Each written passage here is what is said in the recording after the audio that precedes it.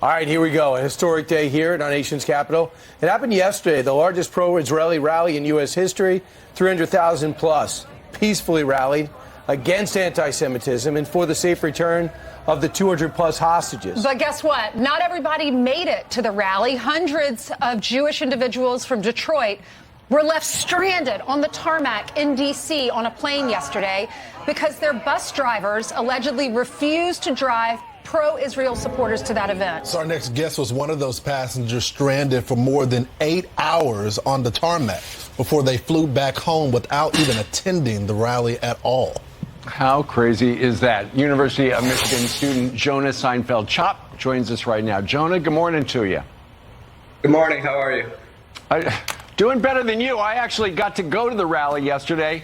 You were about 20 miles away from it. So, Jonah, as it turns out, it sounds like these bus drivers, about a third of the bus drivers who were hired by your organization to drive you to the event at the mall behind me here in Washington, a third of them said, you know what, we're going to stage a sick out because we don't like driving Jewish people to that rally.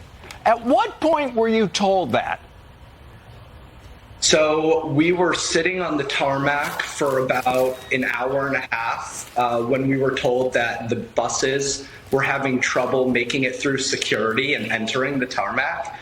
And then about 2.5 hours after landing in D.C. from Detroit, rumors started going around the plane that there was an ongoing walkout of the bus drivers who worked for the company that the Jewish Federation of Detroit had hired to drive us into the city for the rally. And then a representative of the Jewish Federation of Detroit got on the speaker of the plane and told us that, in fact, there were bus drivers refusing to come and pick us up to drive us to the protest. That's insane. So I was reading an article, correct me if I'm wrong, y'all did have the opportunity, and maybe this is the video we're seeing, to get off the plane and then get on another bus, but then they realized that bus was for a different group of passengers, so y'all had to get back on the bus, and you were on the bus for 11 hours straight? I mean, on the plane for 11 hours straight? Yeah, so we briefly got off the plane around 2 p.m. and boarded 3 buses, and after being on the buses for about 15 minutes, we were told to get back onto the tarmac because the buses were not ours. They weren't supposed to take us to the rally. So then, as you can see from the videos, we were standing on the tarmac for about 20 minutes, and people were singing and taking pictures and just showing support for Israel from where we could until we had to go back onto the plane for 4 hours to wait until we were flown back to Detroit without even leaving the place where we landed. So what's the name of the company?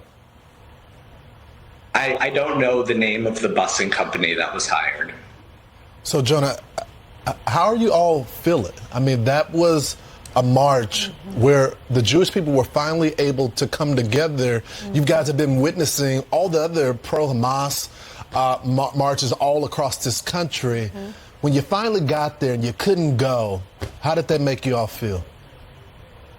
I guess, personally, I feel ambivalent because on the one hand, it was so dismaying not being able to show support for Israel and for the hostages still captive in Gaza, and just to feel empowered by hundreds of thousands of people who support me and who support the Jewish community. So it was so disappointing to not be able to be there and be a part of that. But on the other hand, it's so heartwarming and empowering to see how many people turned up and were loud and were voicing their support for Israel. So I'm pretty torn about how I feel about it, because personally it was such a chaotic day, but it's also so nice to see the support that Israel received.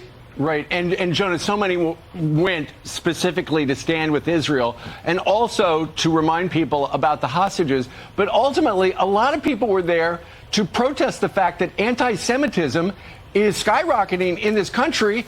And it looks like you and the people stuck on the tarmac were victims of anti-Semitism going to the anti-Semitism rally.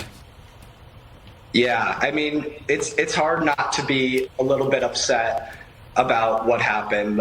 I've been looking forward to coming to DC for a while now, and especially being on a college campus, it's hard to always feel empowered to voice your opinion about Israel, especially when you're supporting the Jewish people and when anti-Semitism has been rising so drastically the past month.